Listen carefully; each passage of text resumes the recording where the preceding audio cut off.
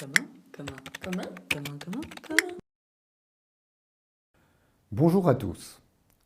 Nous entrons aujourd'hui dans le deuxième module de notre cours.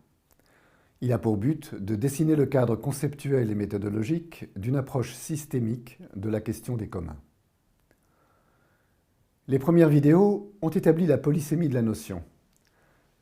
Elles nous ont fait comprendre que sa mobilisation dans une perspective urbanistique requerrait d'interroger les communs non seulement en tant que sujet collectif et système d'action, mais aussi en tant que lieu et que forme spatiale et paysagère. Nous pouvons en retenir aussi que la dimension systémique de la notion. Les communs font système en même temps qu'ils font partie d'un système plus large. Globalement, ce système plus large est le système de relations circulaires espace-société. Dans son principe général, l'approche proposée consiste à décrire comment, d'une part, des sociétés produisent leur espace, le peuple d'artefacts le charge de signification, et comment, d'autre part, l'espace et les formes de l'environnement influencent à leur tour les formes sociales. On comprend facilement que cette relation évolue dans le temps, avec des périodes de stabilité et puis des moments de crise. Nous appellerons régime territorial les périodes de stabilité entre les moments de crise. La notion de régime territorial renvoie à la notion économique de régime d'accumulation, développée par l'école française de la régulation initiée dans les années 70 autour de Robert Boyer et d'auteurs comme Michel Aglietta, Alain Lipietz et Georges Benko. L'expression désigne un ensemble de régularités dans les structures et les formes, ainsi que dans les processus de régulation, qui assurent la stabilité d'un système territorial entre deux moments de changement structurel. Le terme de régime évoque aussi la notion mécanique de régime moteur et une idée de vitesse. En l'occurrence, il s'agirait de trouver les moyens de décrire la vitesse de transformation de cette relation espace-société caractérisant un environnement donné. Méthodologiquement, ceci apparente la notion au concept de régime d'historicité, développé par François Hartog, et qui désigne les manières très variées dont les communautés humaines construisent leur conscience de soi et leur territorialité à travers les manières dont elles articulent les catégories du passé, du présent et du futur.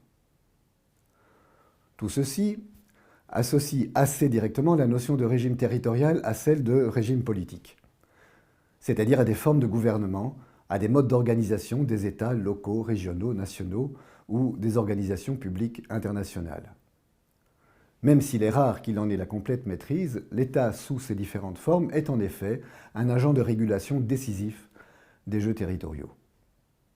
En Belgique, par exemple, la constitution de l'État fédéral a distribué les compétences territoriales entre les 3 régions du pays.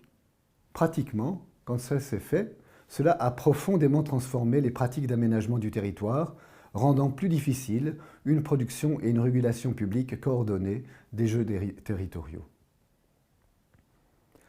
Dans un essai imposant en 3 volumes, Civilisation matérielle, économie et capitalisme, l'historien français Fernand Braudel s'est attaché à recomposer les mécanismes du système d'interaction espace-société dans le temps long de l'histoire. Le premier livre décrit les structures du quotidien et l'économie de la production des bases de la vie matérielle. Il met en évidence l'espace et les règles d'une économie de subsistance fondée largement sur l'autoconsommation. Le deuxième livre, Les jeux de l'échange, décrit l'éclosion et la structuration spatiale et sociale de l'économie de marché. Il montre comment des valeurs d'échange se créent et se superposent aux valeurs d'usage, mais sans pour autant détruire les espaces d'autosubsistance. Il montre comment le marché organise la production, relie villes et villages et dirige la consommation. Et enfin, il montre comment la régulation des jeux de l'échange, à partir des villes, institue progressivement les formes de gouvernement et les principes d'organisation des États-nations. C'est ce qu'exprime cette fresque, extrait de l'ensemble « Allégorie et effet du bon et du mauvais gouvernement sur la ville et la campagne », exécuté entre 1337 et 1344 par Ambrogio Lorenzetti et visible à Sienne, en Italie. Vous voyez une ville magnifique, où la vie quotidienne s'expose en toute harmonie. En haut, il y a des artisans au travail, à droite, l'atelier-boutique d'un tisserand, à gauche, un marchand consultant son livre de comptes, et au centre, ce n'est pas anodin, la leçon universitaire ouverte sur la place publique. Derrière, une taverne, qui déborde sur la rue. De nombreux passants traversent l'espace. Ils expriment la diversité des statuts citadins, mais aussi ce qu'ils ont en commun. Et voilà une deuxième image qui montre la fête de l'Omengang, donnée le 2 juin 1549 par le magistrat de Bruxelles en l'honneur de l'empereur Charles Quint. On y voit le défilé du corps social de la cité, ordonné dans un ordre croissant d'importance, et l'usage de l'événement festif comme manière de marquer des territoires politiques. Il y a un troisième livre dans l'œuvre de Braudel, Les Temps du Monde, où il montre l'éclosion du capitalisme, qu'il décrit comme un contre-marché, animé par des acteurs qui veulent fuir la transparence et le contrôle des États. Ils jouent de leurs atouts culturels et du pouvoir d'information qu'ils détiennent pour contourner les règles et les limites du marché. Ils spéculent sur le commerce lointain qui permet de jouer sur la distance et sur le temps pour prendre le contrôle de la relation entre producteurs et bénéficiaires. Et ils profitent de l'institutionnalisation du crédit pour financer leurs opérations.